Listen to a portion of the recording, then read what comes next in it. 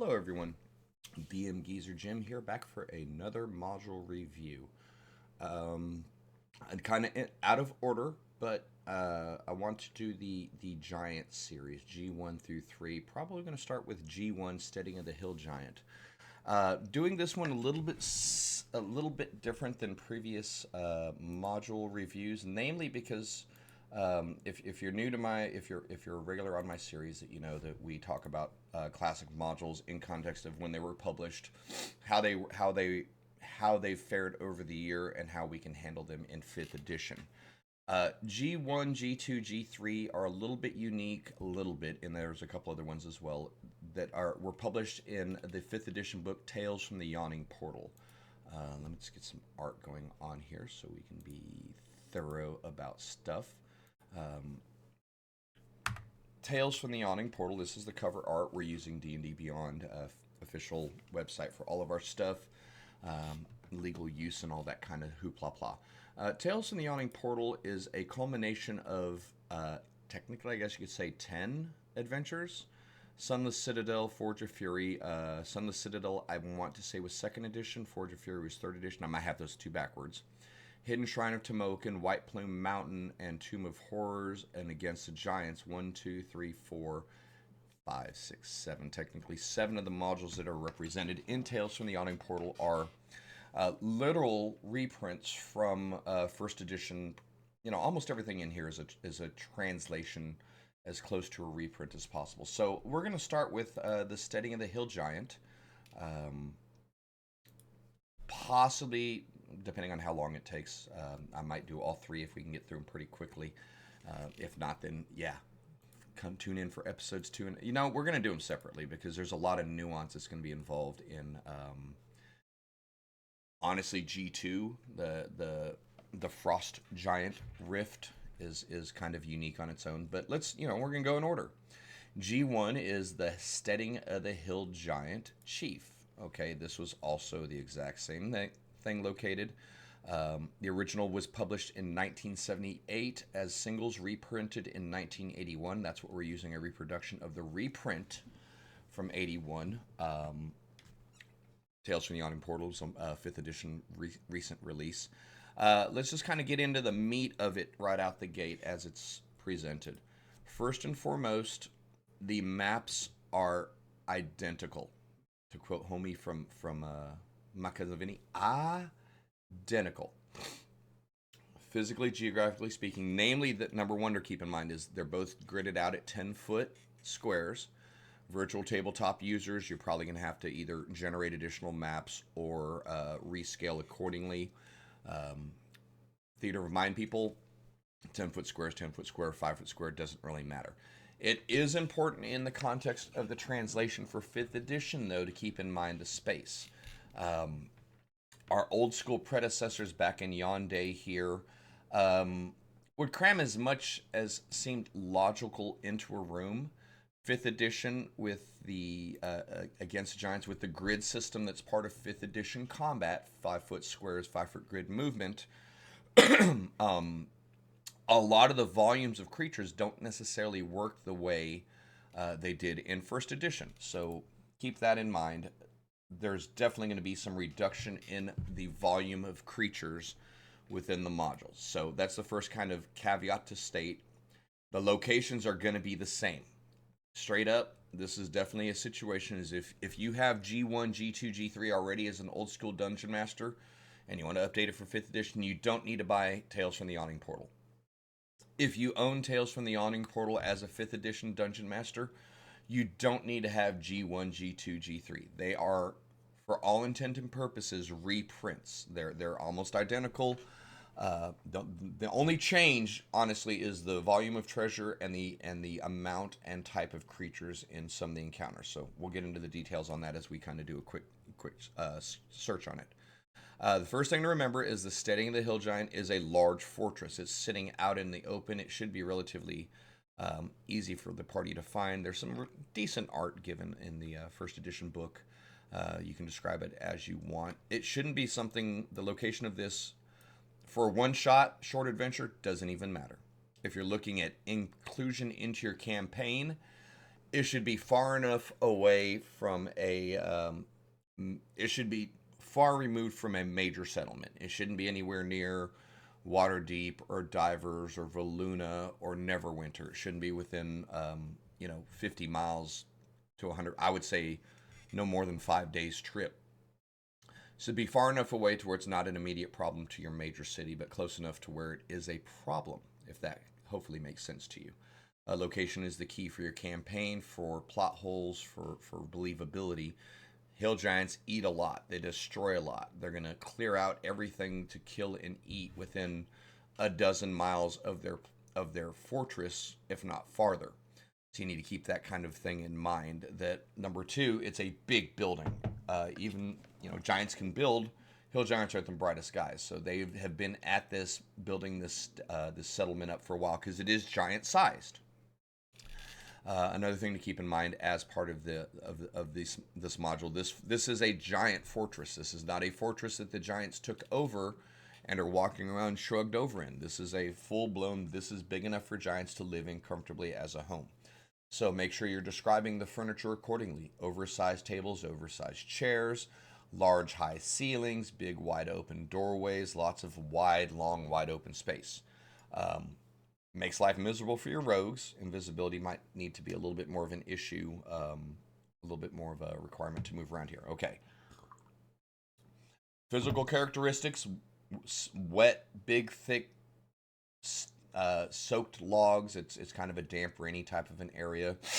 Hard to light on fire. Heavy duty wood, but wood, not stone. So prepare accordingly. Tall 15, 20 foot tall ceilings in every place. A few gaps in the ceiling. Not the most solid construction.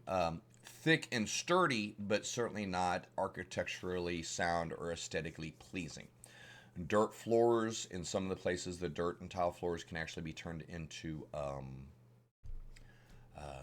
mud if you need to. Real quick, while we're kind of doing this, I did produce a 2-scale VTT map for the Hill Giant Fortress using Campaign Cartographer. Apologies, let me pop over to it real quick, see if I can find it quickly enough.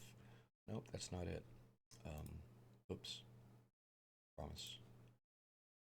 Is my Hill Giant Fort. Alright, yes. So this was a recreation of the Hill Giant Fort to scale. So we'll go ahead and use this, pop in and out on this map when we start talking about specific combat encounters and changes that were made because of scale. This is mapped out in 5 foot grid as opposed to our primary map over here. Actually, let me go to this secondary map over here. So let me just kind of zoom in on this one, and you can see areas 9 and 10. Okay. Scale is going to matter here for you significantly as a dungeon master. Plenty of maps available out there. I have some on Etsy and Patreon if you choose to run this series. You want to do it virtually, you can draw your own, however you want to do it. It's not hurting for resources. This is a well-known module series. So don't feel like, oh gosh, I got to make a bunch of maps. No, you can find them. You can find plenty of stuff for this really cheap. Again, I'm a purveyor of some of the maps. But the mapping notwithstanding, it is an occupied living fortress. That's the second thing to really keep in mind. This, hopefully this is your first experience with running a living castle, a living fortress, an occupied situation. Living being kids are here, wives are here, food's being cooked, people sleep here. They're coming and going. This is a full-blown center. And it's active, which means active patrols, probabilities of a hill giant to be wandering the hall as a party is moving through it. Even though it's a big space, it's not necessarily a concealable space. Hopefully that makes sense. So Dungeon Master, prepare mentally that stealthing is necessary for here, but it's going to be a challenge. Before we get too far, excuse me. Both the old version and the new version put a heavy emphasis on the difficulty of this. And I was pleased to see that as part of the Tales from the Yawning Portal release. There's generally not a huge emphasis for 5th edition Dungeon Masters to be deadly, but it is the case here. If but one or two giants can add into a combat at the wrong time, your party is surely doomed. Lots of combatants in this area, okay? Uh, and I wanted to emphasize the living aspect of this from the simple fact that if a guy gets if an enemy gets out of one room, gets into another room and screams intruders, most of that room is going to respond while someone else goes and raises the next room and the next room. Old school EverQuest, it was a train. A runner got away and you've got a train. Real life, that's called getting reinforcements. Okay, prepare for yourself as a dungeon master for that eventuality. It's going to happen. So stock your rooms, plan your routes, plan your rooms accordingly. There is no way a players group can get in here. I'm going to zoom into my face so I can really emphasize this. This is a very combat intense module, but it cannot be handled in a hack and slash setting. You have a responsibility at this level of play to make sure that you're fighting even though hill giants are dumb, they're not complete idiots. They're going to send for reinforcements. They're going to throw objects in the room. They're going to fight with their advantage. Short folk, tiny people have invaded their home. We're going to defend our home, and we're going to cook these tiny people over the fire pit when we're done. Okay, so you need to plan and fight more so than in any other. I want to say more so because it should be a foregone conclusion. RTFM, read the module, read the frickin' module. Understand how many of what enemies are where, how many are asleep, how many are available, and remember their movement rates. How long will it take for a group of giants to get from room 24 and 25, which happen to be barracks, back over here into room 16 if an alarm is shot? And really quickly, if you're dashing, that's 60, 120. So it would take 5 rounds for someone to escape room 16 and get to the back barracks. Maybe 6 rounds before they would alert them. So a full turn. That's depending on the location that the encounter is taking place in. So that's something you need to keep on the forefront of your mind.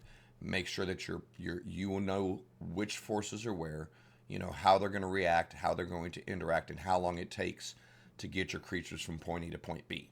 When the party inevitably raises the alarm, that's going to be an issue. That's going to be something that's going to happen. That's going to be something that you need to educate.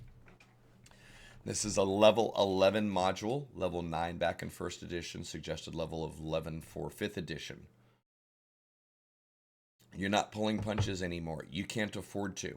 Level 11 party is very strong, very powerful. If you let them fight this room by room, we open the door, we kill the things, we loot the room, we go to the next room, rinse and repeat. It's going to be super easy for them. Okay, 4 giants is not hard for 4 level 11 characters. Should not be hard. But as these giants start raising the alarm, as their ogres start moving in, things like that. Random encounters aren't necessarily listed in the same way as the old school tables. Let me kind of scroll down in here real quick. Actually, they almost exactly are. They changed out some of the creatures to be more suitable for 5th edition. But the bag table here, old axe blades used for a hand chopper, small 1d4, battered fin or pewter bowl, etc., etc. This is almost a paraphrase of the old module. So the information is even down to the tables is almost a complete reflection of your old school. So now, real quick, let me just focus on the classic version of this. G1, G2, G3 were very, very difficult for their time if the dungeon master knew how to play and plan. Most of us were learning how to do that at the time. Our first run was really marshmallowy, and as we started playing it more, getting more experience with it, it became a much more deadly affair for our players. There are a lot of enemies in this fortress. A lot of enemies. Hill giants, stone giants, ogres, orcs, so on and so forth. Before we go too far, the expectation and the understanding is that your party is able to use a little bit of stealth, invisibility, something to move through the corridors of the dungeon. And it's going to hold true for the 5th edition version as well. The giants are on their home court. They have overwhelming numbers and overwhelming superiority if it comes down into a stand here and fight situation. If your party finds themselves doing that, or if your party is inclined to fight that way, be upfront with them before you start the module. You know, this is straight up. If you want to surprise them with it and just bash their heads into a wall, that's your right. That's your privilege. That's your opportunity. But make sure that you're being clear with your party as you're going into this module series. Old school or new school. This is supposed to be hard. You're invading places where lots of giants live. It's not going to be easy. It's not going to be a cakewalk. You have every probability of dying unless you play smart, play strategically and tactically, using all of your resources and all of your knowledge and some luck. Your party likely is not going to survive. That needs to be clear to your players up front. You need to have that in your head up front. You can certainly, caveat being, you can certainly tone it down, play them dumb, play them silly, have fun. Let your murder hobo squad go in here and just take them down, kick that butt, have that great time, and go on. There's nothing stopping you from doing that. But that's not the spirit of the module. These were set up as true tests for the party prior to them going into the Vault of the Drow and the Queen of the Demon Web Pits. GDQ was the series, Giant Drow Queen. Okay, so keeping that in mind, that the culmination of this was a trans-dimensional romp through the abyss, the noob zone, the starter zone, is still very challenging. Okay,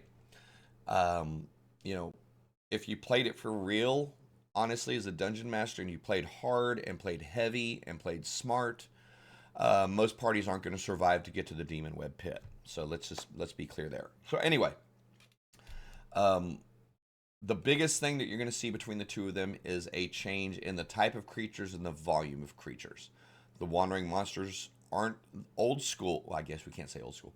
You don't have your typical roll 1d8 followed by 1d6 4 times per day wandering monster mechanism here. You as a dungeon master is given a handful of creatures that you can use in certain areas. In this area, this can be the monster, and this is why they're wandering, which I enjoy. That's a really good thing. There's no, I happen to have my 14 gnolls walking through here because we are. The 4 to 12 orcs are rushing to get shields to use for plates. The two hill giants are wandering in from 11 to go sleep off a drunk, etc., etc., etc. And that does carry through for the 5th edition book as well. Different monsters, different creature setups. There's no doubt that there is a reduction in the volume and difficulty between the 1st edition and the 5th edition versions of the books. Despite the geography being the same, but despite the layouts of the maps being the same and the theme being the same, 1st edition is absolutely more difficult.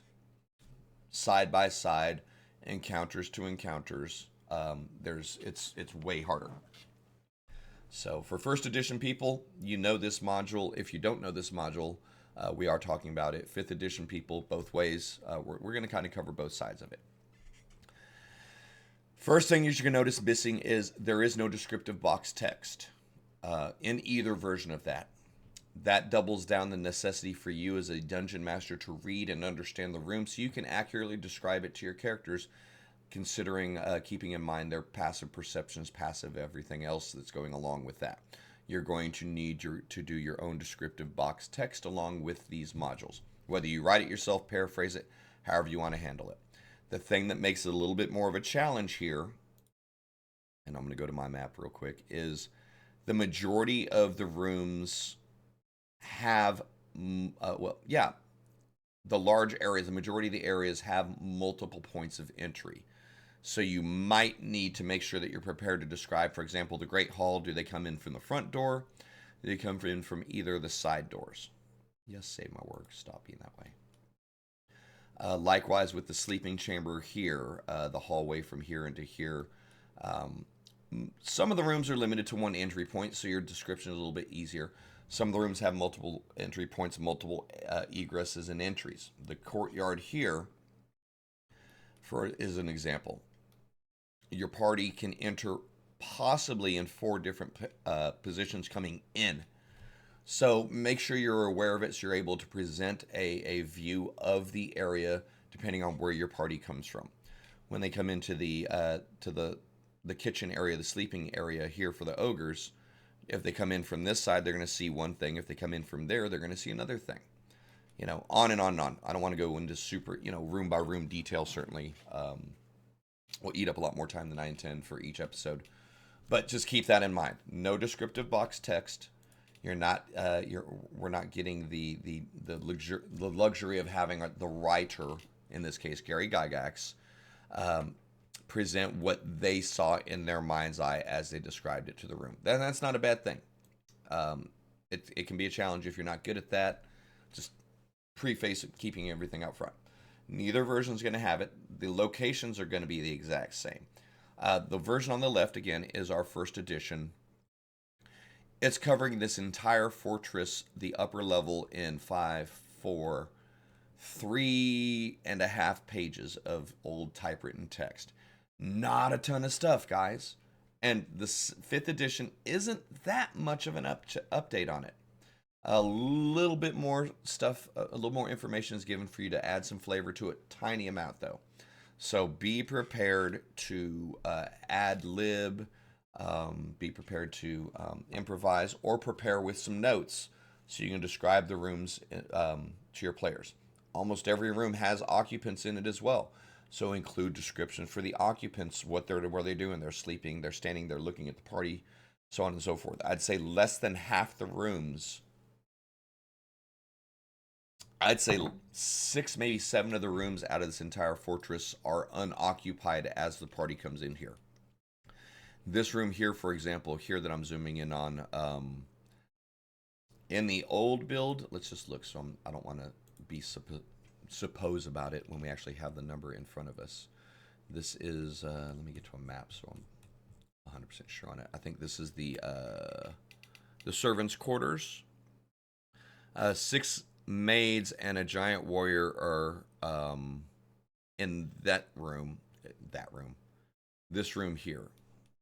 When your party arrives. So there's 6 hill giant women and a giant guy and some orcs that are running around that are hanging out in this room. He's striking poses. Strike poses with me. As he does that, showing off for the girls when the party walks in. So the NPC situation will be the same regardless of the approach. How you describe that room is up to you. What's important to keep in mind, though, is let's just play with some tokens real quick, just so you can understand when you get to the 1st edition version why it is the way it is, okay? To verify, I'm sorry, I'm going into some stuff here real quick. Probably spending more time pulling tokens than I need to be doing, but okay, we're just demonstrating here. Hill Giant, where's my Hill Giant? Chunky brother, turn off my snaps. 3x3 for Giant. 2, 3, 4, 5, 6. So if there's 6 giant maids, and let's just verify on the 5th edition that we are doing handling it properly. Again, this is going to be different. The servant quarter here has 6 hill giants using ogres, so it's going to take them down to large. Okay. 5th edition adjustment, and then the hill giant, which is giant. So if we're going on 5th edition even, 6 of these become large. But if we're going with 1st edition, understand this is why 5th edition made the change they did, okay? This much space is occupied by giants in this large room. Doesn't leave a ton of space for maneuvering. Doesn't leave, certainly your players being smaller. Let's just drop a dude in here. Any old dude. We'll drop a dude, not an ant. That's a player in comparison.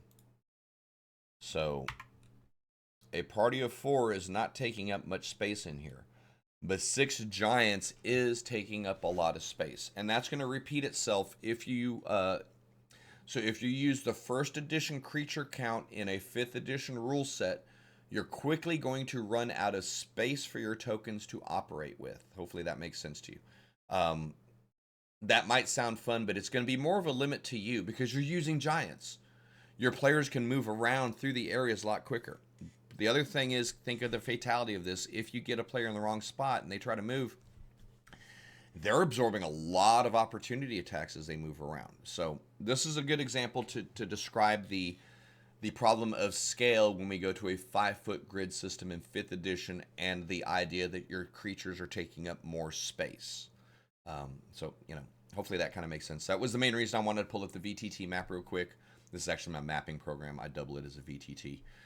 Just so you can keep in mind that the amount of space on this map is big, but the amount of space that the creatures are taking up is also large.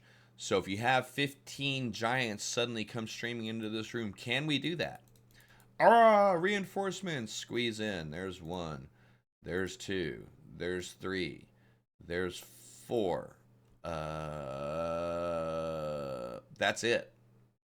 By rule is written, I can't occupy the same space as another one of my giants. So there's more than the 12 giants that are listed here in this fort. There's way more than that.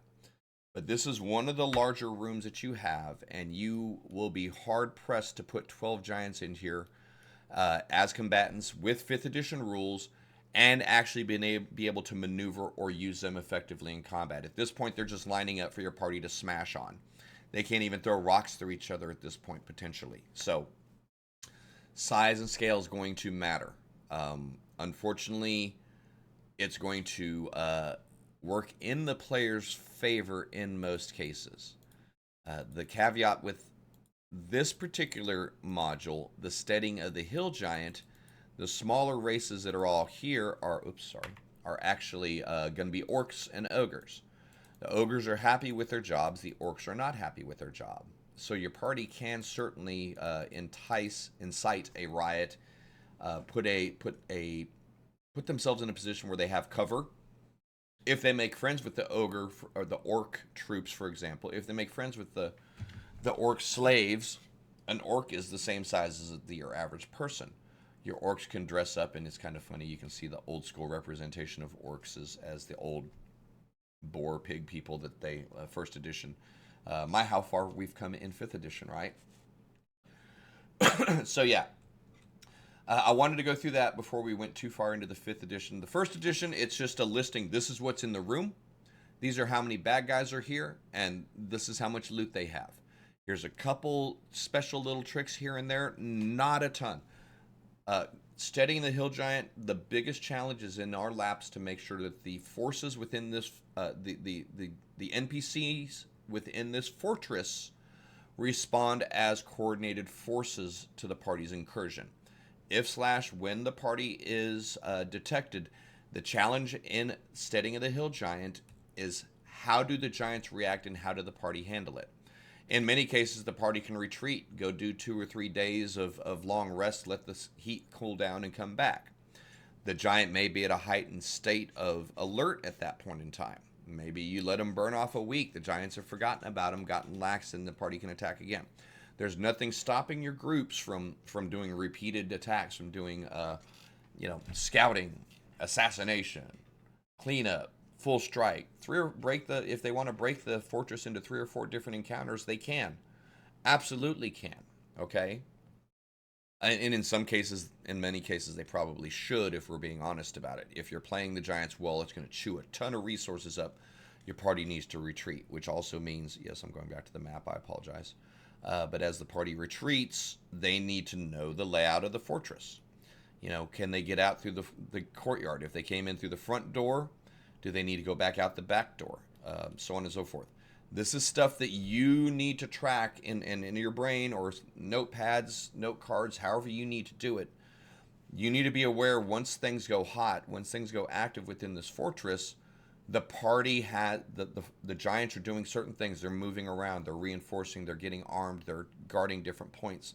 So the way your party came in may not be the way they can get out. They might have to find a different way out. The way they coming back in on round 2 might differ from round 1. Okay? So yeah, the Steading of the Hill Giant is this is going to be as simple as it gets for your party as part of this series.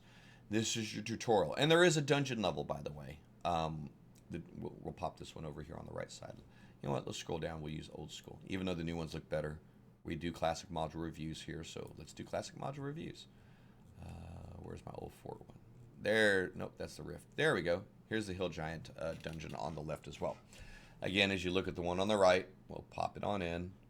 Aside from being more attractive, it is like a line for line, room for room recreation of the module in 5th edition.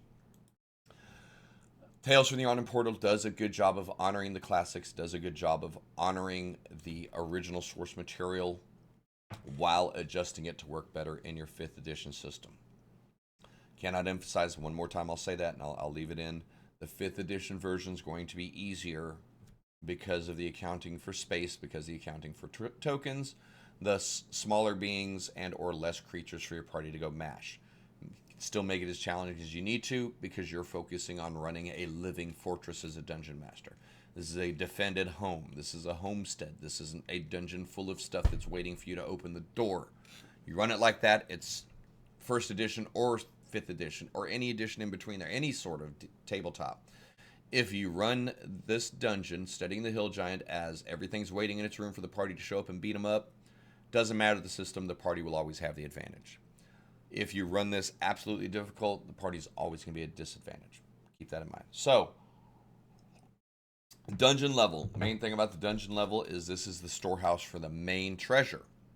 Chief Nasra, it's actually a female in the 5th edition. There's a couple tweaks.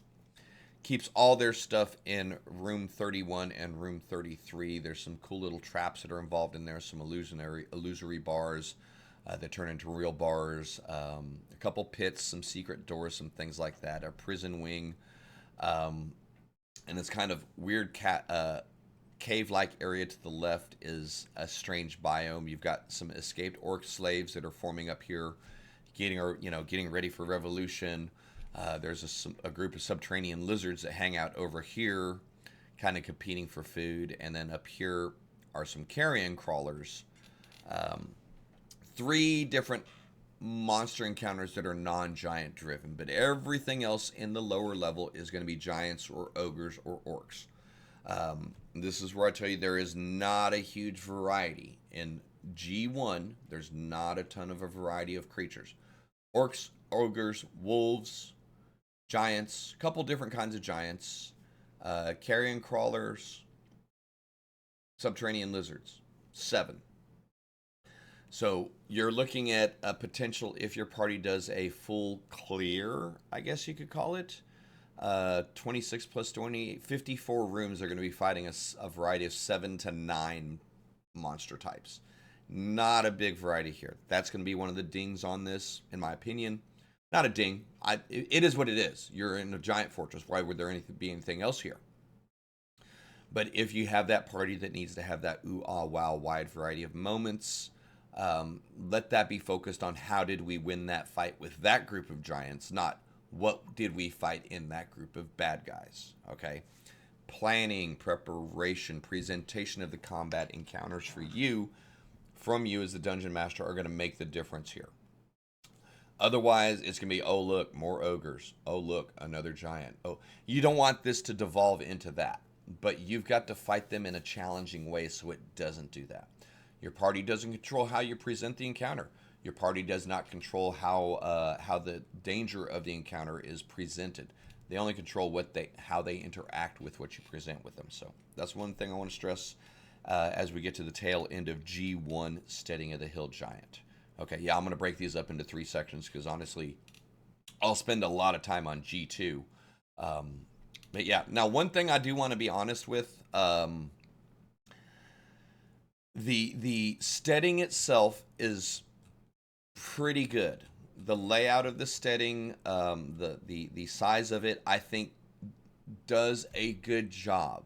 It covers the scope. This is a 350 foot by 450 foot map. It's a big map. Going into VTT, I would recommend doing it by room, doing it by segment, so you can actually, number 1, keep a fog of war going on as your party's going room to room. Number 2, if you try to fit this map, I mean, this is a big map, but I had to drop the quality a little bit just to actually get it to render. You'll be able to have a higher quality if you map out each room as you go. Your call. My personal opinion. I made this map. I'm a little dissatisfied with it. I would have been able to make it a lot more attractive, a lot more usable if I would have gone room by room, section by section. Figure it out for yourself. Shit, this one I can still pull this apart with my software room by room, so it's not the end of the world for me. But I digress. The whole difficulty in this for you as a dungeon master is going to be your planning and your prep. You're going to have whether it's mentally or a list of notes. If the party alerts the group in the Great Hall, then what happens? Okay, sorry, let me go back to the map so I can talk about it as we go. Is the chief going to be here at that point of time, or are they going to be retired to the private room? You have a little bit of control. No, you have all the control over the actual, what are the occupants doing? Both of the adventures are going to give you the suggestions for each room. In room 1, entering cloakroom. The place is bare, but there's 2 snoring giants. The sub chief's room is going to contain possibly a giant bear that's hanging out. If the chieftain's wife is not, if the sub chief isn't in the main hall, then the bear is going to be hanging out here. We're waiting for the sub chief. 12 young hill giants. And for example, this is a perfect example of a 5th edition changeover. Room 3. Here are 12 young giants, and room 3 is going to say use the orc statistic. So instead of using giants and just reducing their hit points to making them younger, we're just making them oversized orcs. We're reskinning orcs on the 5th edition side. That's a major, major, major reduction in the difficulty of the encounter. Gygax simply gave them a lot less hit points than the rest of the giants. 5th edition turns them into a different stat block entirely. Okay, there's a perfect example of the changes between them. Do you want them to be giants? Do you want them to be orcs? That's up to you. It's your game, it's your world, but understand that there are differences between the two. They exist for a reason, because if we're in room 3, which I believe is the dormitory here, and we'll just for funds do the whole demonstration again with counters, okay? As we get to the tail end, just kind of re-emphasizing some examples of what you need to look for. I should have just left the giant here. Eyes, sorry. Hill giant. Where's my chunky hill giant? Here's a hill giant. Ugly old hill. Here we go. Okay. 12. If they were left as giants, according to Gygax. 1, 2, 3, 4, 5, 6, 7, 8. You're not fitting them there. If we take them down a size and turn them in, oops, sorry.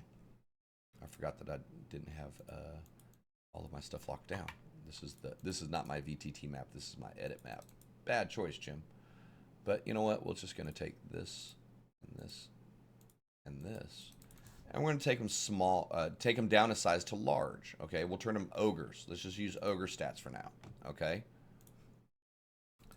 So I don't necessarily know that Wizards on the reprint turned them into orcs for any other reason than space of the room.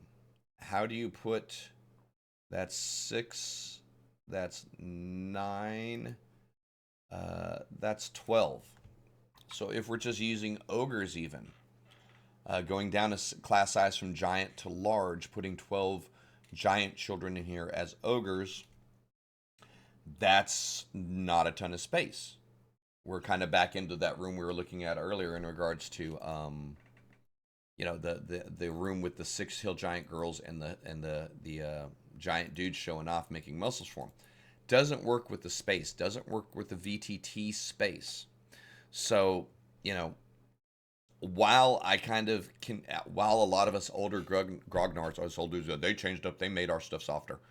There is some reason to it, even though, yes, it is easier to fight an orc than it is to fight a hill giant. For the rule set, it doesn't work in the space it's given. So keep those in mind as you're looking at Your classic, if you decide to use the classic and update it to 5th edition, the monster counts may not fit within the space that's allocated for 5th edition rules.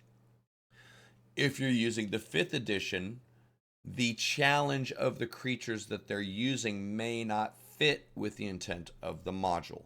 Both places, both modules, both versions of this book are going to leave room for your interpretation and adaptation to your and the necessity to adapt it to your campaign more than anything else.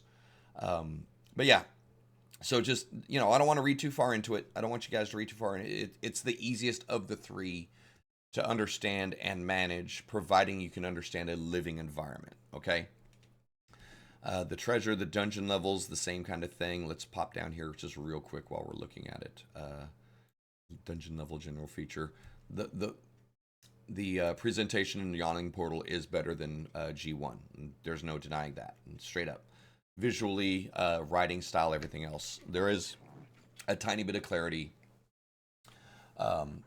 A little bit of editorial cleaning up on the Yawning Portal version. So don't feel ashamed to use it. Let's look at rooms 4 to 8, just because it's there. The Bugbear Complex holds 8 Bugbear versus 12. Room 5 has 9 sleeping bugbears versus 15. Room 6 has 8 sleeping bugbears versus 12. Room 7 has the captain and 4 lieutenants, which is the same. Room 8 has 6 bugbears, which is the same. So just running straight through it, they did reduce the count. Again, if you're looking at bugbears, they're medium.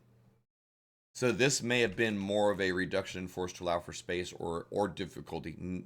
That's your place to argue. That's your place to decide on if which one is true, which one is false. I'm not going to argue that, but yes. There have been reductions in force across the board, either size or volume, in some cases both. If you want to run the 1st edition with the volume of creatures that are there, just be very cautious, because sometimes, the space isn't going to line up for you. 20 male troglodytes, 13 females. That's 33 combatants in one room, for example. And then 7 young. So 33, 40 potential combatants in room 20. Let's look at the 5th edition and see what we got in the same thing. 23 adults and 14 young. That's 37. So they actually increased, use the kobold statistic, which is fair. So no, that's a reduction. 33 versus 23, even though 14 versus 7. So that's a big cave that's got a lot of dudes in it. What cave are we talking about? Let me see if I can pull it up real quick. You know what? That's going to take too long. Sorry. Let me scroll back down to the dungeon here. That's room 20. Okay. So remember, 10 foot, 20 foot, 30 foot, 40 foot, 50 foot, 60 foot, 70 foot, 80 foot by 100-ish foot. That's a lot of space. It's okay. Lots of troglodytes living in here. Room 19 is the home to 2 Orogs and 78 escaped orcs, including 2 Orogs, 26 orcs, and 50 orc commoners. So as bad as it sounds with 33 up here, you've got 70 plus in these caves in the 19. This cannot be a combat area. This is all going to be like literally difficult terrain. Yeah. So 5th and the numbers are worse in the 1st edition one. So this is just kind of reiterating, this is a very densely populated fortress. Even the dungeon and the caverns are overpopulated. That can be a challenge for you as a dungeon master. I don't even want to mess with that many tokens, that many creatures. Storyline, hopefully these are not hostile to your party at this point. Your party can potentially use these orcs to help clear the fort out if they roleplay right. Spoiler-wise, as far as that goes. I don't want to say spoiler-wise.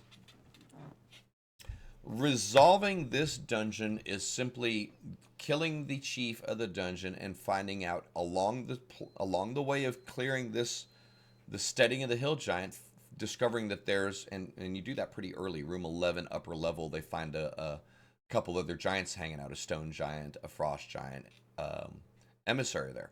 So they find out pretty early, the party's able to find out pretty early that these giants are in league with other giants. So the propulsion for the campaign is not hard to find. You're not burying it under, lots of layers of stuff. The challenge in the Steading of the Hill Giant is surviving long enough to do that, providing you play it well. The mechanisms are there for your party to approach it stealth-wise.